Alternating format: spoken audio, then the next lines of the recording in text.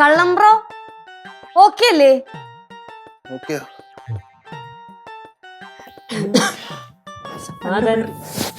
ആരാ എന്നെ തല്ലിയേ?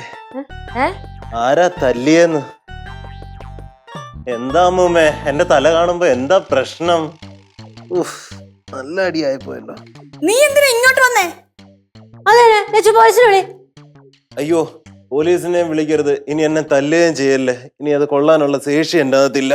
ചേട്ടാ ആദ്യം ഒന്ന് സമാധാനപ്പെട്ടെ, എന്നിട്ട് എന്തിനാ ഇങ്ങോട്ട് വന്നേന്നൊന്ന് പറ. എന്റെ ജീവിതത്തിലെ തെറ്റുകളെല്ലാം എനിക്ക് മനസ്സിലായി.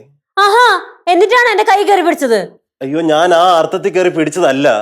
ആഹാ, എന്റെ കൊച്ചിന്റെ കയ്യെ കയറി പിടിച്ചിട്ട് ന്യായം പറയുന്നോ? പുള്ളി പറയട്ടെ. ജയിലിൽ വെച്ച എനിക്കൊരു വെളിപാടുണ്ടായി.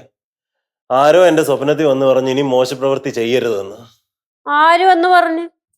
മധുര മീനാക്ഷി അമ്മ ആയിരിക്കും. മിണ്ടായിരിക്കും. ചേട്ടൻ പറ. 2 ദിവസം അടുപ്പിച്ച് എനിക്ക് വെളിപാടുണ്ടായി.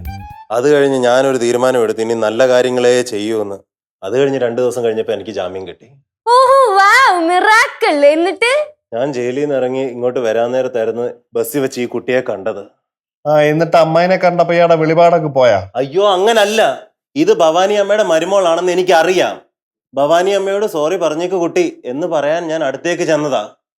അപ്പൊ ഏതോ ഒരുത്തൻ പുറകെ നിന്ന് പിടിച്ചു തള്ളി. വീഴാൻ പോയപ്പം അറിയാതെ കയ്യെ കയറി പിടിച്ചതാ ഞാൻ.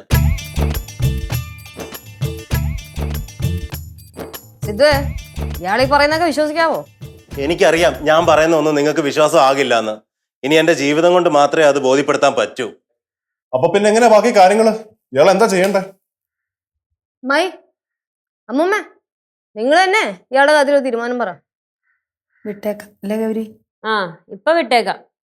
പക്ഷെ ഇനി ഇയാളിങ്ങനെ എന്തെങ്കിലും ഒപ്പിക്കുകയാണെങ്കിൽ അപ്പൊ നമുക്ക് നോക്കാം. വളരെ ഉപകാരം. ദൈവം എന്റെ തെറ്റുകളെല്ലാം ക്ഷമിക്കട്ടെ. ഒരു കാര്യം കൂടെ ഉണ്ട്. എന്താ? പെങ്ങളെ ആ വീഡിയോ ഒന്ന് ഡിലീറ്റ് ചെയ്യാമോ? ഏത് വീഡിയോ? ഞാൻ കയ്യെ കയറി പിടിച്ചതും എനിക്കൊട്ട് അടിച്ച ഒരു വീഡിയോ ഇല്ലേ? ഇനി ആ മാനക്കേടും സഹിക്കാൻ വയ്യ, അതും കൊണ്ടാ. ഞാൻ ഒരു വീഡിയോ എടുത്തിട്ടില്ല അമ്മായി. ഇവിടെ സത്യമായിട്ട് എടുത്തിട്ടില്ല. ഞാൻ അയാൾക്കിട്ട് ഒരെണ്ണം പൊട്ടിച്ച് ബസ്സിൽ നിന്ന് ഇറങ്ങി വന്ന്, അത്രേ ഉള്ളൂ. സുഹൃത്തെ, അമ്മായി ആ വീഡിയോ എടുത്തിട്ടില്ല എന്ന് പറഞ്ഞല്ലോ.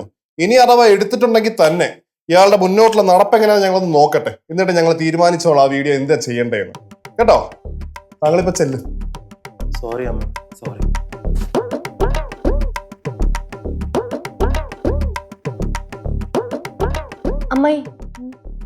അമ്മായി ശരിക്കും അങ്ങനത്തെ ഒരു വീഡിയോ എടുക്കാം?